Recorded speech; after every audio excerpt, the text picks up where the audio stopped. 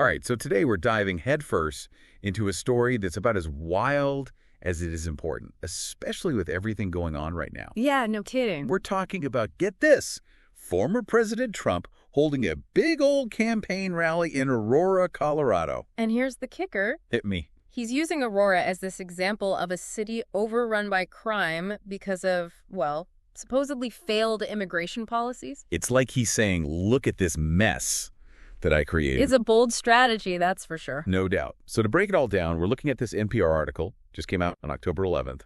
It's called, and I quote, "Trump rallies in Aurora, a city he has demonized as overrun by migrant crime." Catchy. Right. So what's the gist? What's Trump actually saying over there in Aurora? Well, to put it bluntly, he's painting a pretty bleak picture of the city. He calls it a war zone, straight up, says it's overrun by migrant crime. He even specifically points to this Venezuelan gang, Tren de Aragua. Tren de Aragua. Okay. For those of us who need a little refresher, who are they again? So they're this really violent gang from Venezuela, like notorious for extortion, violence, the whole 9 yards. And their reach has been growing. They're not just in Venezuela anymore. So when Trump brings them up, you know, he's trying to really push that fear button. Gotcha. So he's saying Aurora is on the verge of collapse thanks to all this. But it doesn't end there, does it? He then goes on to announce this Operation Aurora thing. Right. So what's the deal with that? What's he even talking about? Okay, so Operation Aurora, according to Trump, would be this nationwide program, and get this, it would use the Alien Enemies Act to target undocumented immigrants involved in gangs. Hold up. The Alien Enemies Act, like, what is this, 1776? Well, not quite that far back, but close. It's from 1798. Serious. Okay, so we're talking about a law that's older than sliced bread here. Exactly. And it was intended for a whole different world back then. Basically, during wartime, the president could use it to detain or deport anyone considered a threat from, enemy nations. Let me guess, he's trying to use this ancient law on, what, undocumented immigrants? You got it. But how does that even make sense? Even if they're in gangs, are undocumented immigrants really considered enemies of the state? I mean, wouldn't that mean declaring war on, I don't know, a country? You're getting at the heart of the issue, right? It's this really old law being applied to a very nuanced modern situation. It raises some really big questions about how far it can actually be applied and whether it's even appropriate. And the language he uses, man. War zone, army. He even said something about dungeons of the third world. It's a lot. Oh, yeah. It feels intentional, don't you think? Like he's trying to provoke a reaction. 100%. This is about more than just policy. He's crafting a narrative. He's tapping into those primal emotions. Fear, anger, even resentment. It's classic us versus them stuff. And this isn't exactly new territory for him when it comes to immigration, right?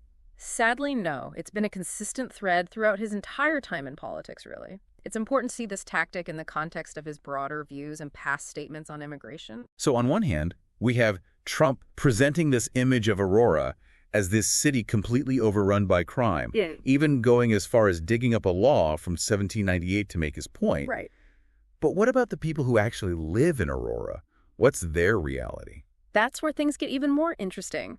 Because the article doesn't just focus on Trump's rally, it dives into how local officials and actual Aurora residents are responding to all of this. And I'm guessing they're not all on board with his take. You could say that. We're actually seeing quite a bit of pushback, and from some surprising voices, too. So remember those reactions we were talking about? Yeah, the pushback to Trump's whole narrative. Right. Well, it's not just everyday folks who are pushing back.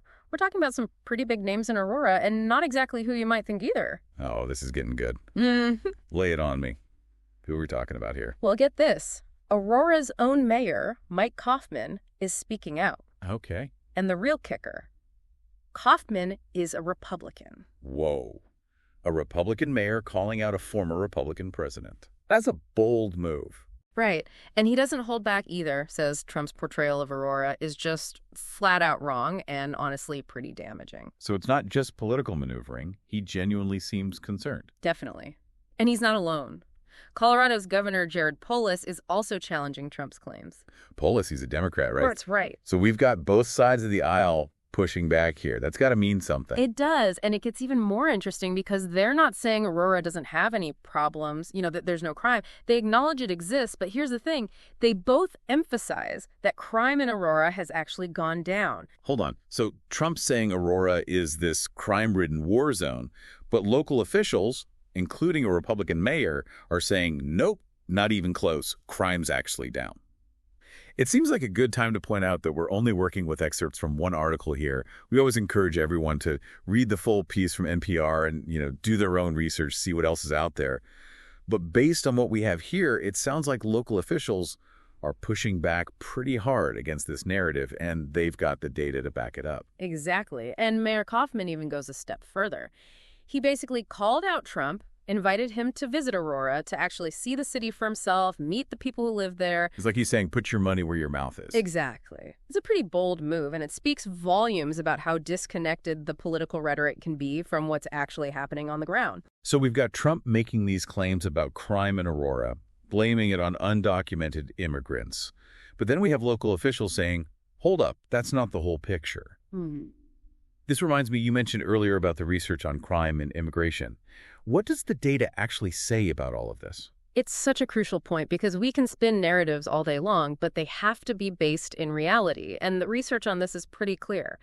Immigrants, regardless of their documentation status, actually commit crimes at lower rates than people born in the U.S. Really? Yes. And it's not just one study. This has been researched extensively, and the results are consistent no matter how you slice it. Which makes you wonder, if the data doesn't support this whole immigrants equal more crime narrative, why is it so common? What's the point of pushing that angle? That's the million-dollar question. There are probably a lot of factors at play. Part of it might be that using a specific city like Aurora makes it feel more real, more emotional, even if the example itself is misleading. It's easier to scare people with a scary story about a specific place than with boring old facts. Right, exactly. But it's more than just simplifying the issue. This kind of rhetoric has real consequences. You mean like actual harm? Exactly. It's crucial to remember that this isn't just about politics, it's about people. And this kind of talk that labels entire groups of people as dangerous, as the enemy, it can have a real impact. So we're talking about potential for increased prejudice, discrimination. Exactly. Even violence against immigrant communities. Words matter, and they can be used to divide and incite fear just as easily as they can be used to unite and inspire. It's a sobering reminder that these aren't just theoretical political debates. They affect real people's lives in very real ways. Wow. So let's recap. We've got Trump's narrative, the pushback from local officials, the research on crime and immigration. But what about the people at the rally itself? What are their perspectives? That's what's so interesting about this article. It doesn't just focus on the politicians. It actually gives a voice to the people at the rally, the ones who showed up in Aurora. And unsurprisingly, it's a pretty diverse group with a wide range of views and reasons for being there. I love that they included that perspective. So tell me, why were some of these people there? Well, the article highlights a few attendees. There's Stephen Farrell, a first-timer at a Trump rally. He seemed mostly concerned about the direction the country's headed. Then you've got Henry Jones, a retired police officer who's mainly worried about the economy, feeling financially squeezed. And then there's Tracy Keim, a veteran rally-goer who's super concerned about voting integrity, potential threats to elections, that kind of thing. Wow, you've got economic anxiety, concerns about safety, distrust in the system. It's like a mini snapshot of the entire American electorate right there. Absolutely. And these are all real issues that resonate with people across the political spectrum. And those concerns aren't always so black and white. It's rarely as simple as us versus them, even when that's the narrative being pushed. 100%. So we've got a lot to think about. Trump's claims, the reality on the ground, the data on immigration, all those different perspectives from the rally. And there's even more to unpack. We still need to talk about the atmosphere of the rally itself and what it means in the bigger picture of this election. Yeah, and you know what else? The article, it doesn't just talk about the political side, it actually describes the rally itself, and apparently it was quite the scene. Really? Like, were there clowns and cotton candy? What are we talking about here? Not exactly, but for some people, it sounds like it was a really big deal. They describe it as almost like a festival. Like a political Woodstock, you mean? Basically. There was music, merchandise, thousands of people. That feeling of being part of something bigger. For some, it was this chance to connect, share their concerns, feel like they weren't alone. That's so interesting. It shows how powerful rallies can be as political tools. It's not just about what's being said on stage. It's that shared experience, being in a crowd, that energy, that feeling of unity. It's powerful stuff. Exactly. And that's something that's easy to forget. Rallies let people reaffirm their beliefs, find common ground, get fired up about their candidate. In a world that feels increasingly divided, they can be a way to build a sense of community, even if it's just for a few hours. It's like a microcosm of our whole political landscape. People are looking for answers, trying to make sense of things, and the world can feel pretty chaotic. But for that short time at a rally, there's this feeling of, we're all in this together, even if that unity is fleeting or built on frustration. It's a really fascinating aspect of politics, how important the emotional side of it is. For sure. So as we wrap up this deep dive, well, what's the takeaway? What's the big aha moment here? I think what really stands out is how much this whole Aurora situation, Trump's visit, the reactions it reveals about how we talk about things like immigration and crime, how these narratives, even if they're not entirely true, can be so powerful because they tap into people's emotions, their fears. It underscores how important critical thinking is, questioning what we hear, considering different viewpoints, especially those that challenge our own. It reminds us that we can't just be passive consumers of information, especially now with social media and everything. We have to be proactive, look for the truth, even when it's uncomfortable. Exactly. And it's crucial to remember these aren't just abstract political games. They have real-world consequences. Real people are affected by this stuff. Well said. This deep dive into Trump's Aurora rally has been pretty eye-opening, to say the least. It goes way beyond the headlines. You're talking about immigration, political rhetoric, the importance of diverse viewpoints. And as always, we encourage everyone to check out the source material for themselves, come to their own conclusions. Until next time, keep asking those questions, keep learning, and keep on diving deep.